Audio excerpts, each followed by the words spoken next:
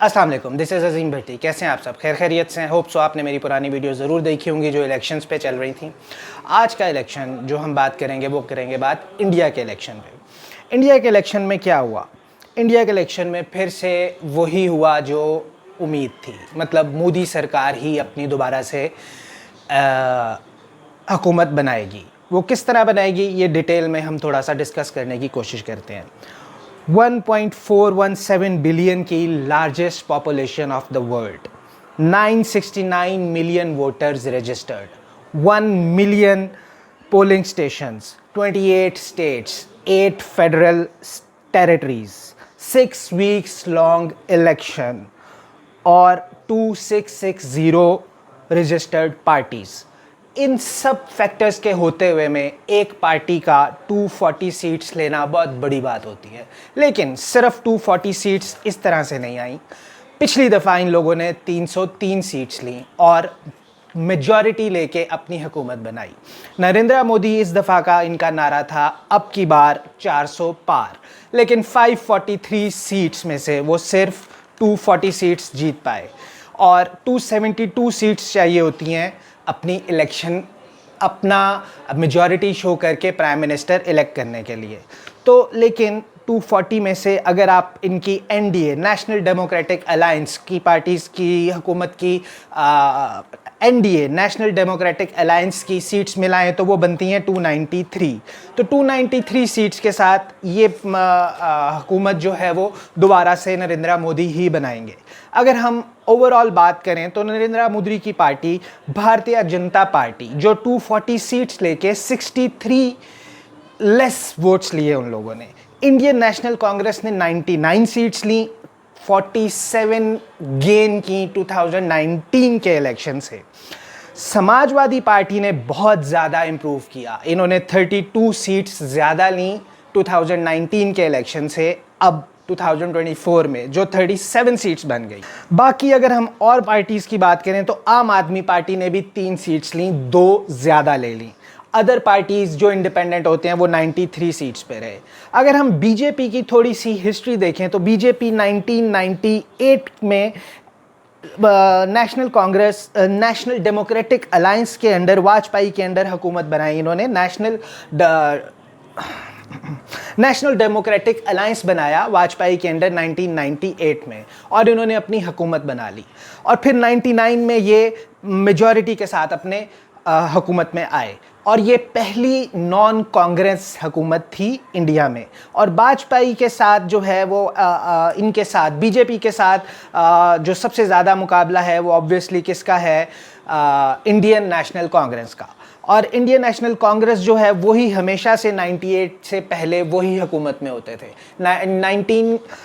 1998 के बाद ही बीजेपी की पार्टी हुकूमत में आई। 99 से इनके जो वाजपेयी ही रहे और 2004 के इलेक्शन में एनडीए ने बहुत ज़्यादा सफ़र किया और अनएक्सपेक्टेडली बीजेपी की पार्टी ऑपोजिशन में चली गई और इंडियन नेशनल कांग्रेस हमें फिर से हुकूमत में आ गए। लेकिन 2014 में जो सीएम थे गुजरात के नरेंद्र मोदी, इनने अपनी पार्टी बीजेपी की लीड संभाली और 2014 से अब तक अपनी पीएमशिप को बरकरार रखा। 2019 के जनरल इलेक्शन में इन्होंने 303 सीट्स ली जो अब कम होकर 240 हो गई।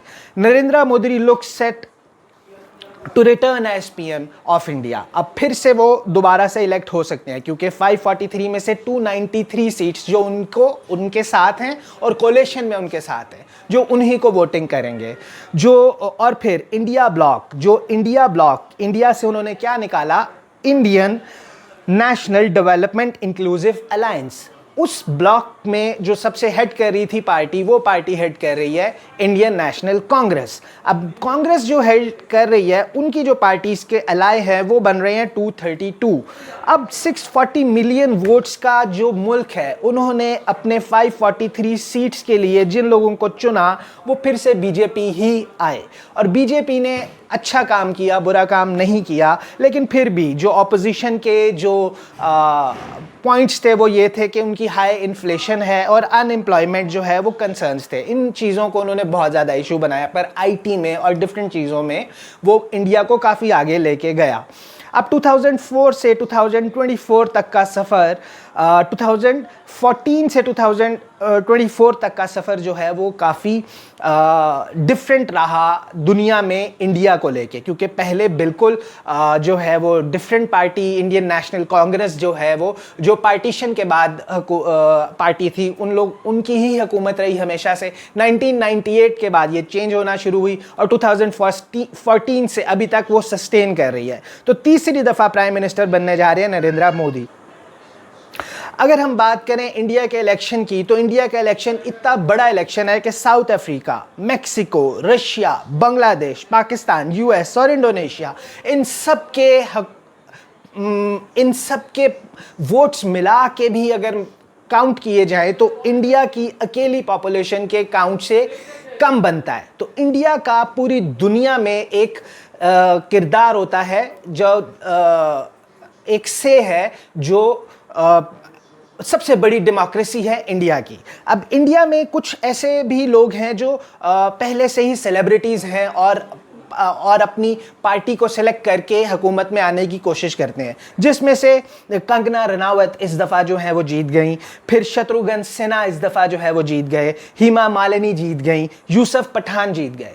अब कुछ ऐसे लोग भी हैं जो पिछले इलेक्शंस में जीते लेकिन इस दफ़ा हार गए। अब अगर हम और थोड़ी सी बात करें इंडिया के उस पे कि इन्होंने क्या स्लोगन था, अब की बार 400 पार, लेकिन वो नहीं सस्टेन कर पाए क्योंकि कई ऐसी चीज़ें आई देखने में मिली कि इन लोगों ने डिफरेंट पॉलिसीज़ दी। ये इनकी जो बीजेपी की जो अपनी कंजर्वेटिविज्म है, वो इंटीग्रल ह्यूमनिज्म है, हिंदुत्व जो इनका खाली स्टांस है कि हिंदूज़ को सपोर्ट करना और राइट विंग पॉपुलिज्म पे ही रहना, सिर्फ कि हमें जिधर से सपोर्ट मिल रही है हम उधर ही रहेंगे। तो हिंदू और मुस्लिम के काफ़ी मसाइल इनके हुकूमत में पाए गए, जिसकी वजह से अलायंस ने इस दफ़ा काफ़ी ज़्यादा जो है वो आएंगे और ये कोलिशन बनानी पड़ेगी, वरना बीजेपी अकेली पार्टी जो है वो जीत सकती थी, इसमें इतना पोटेंशियल मौजूद था।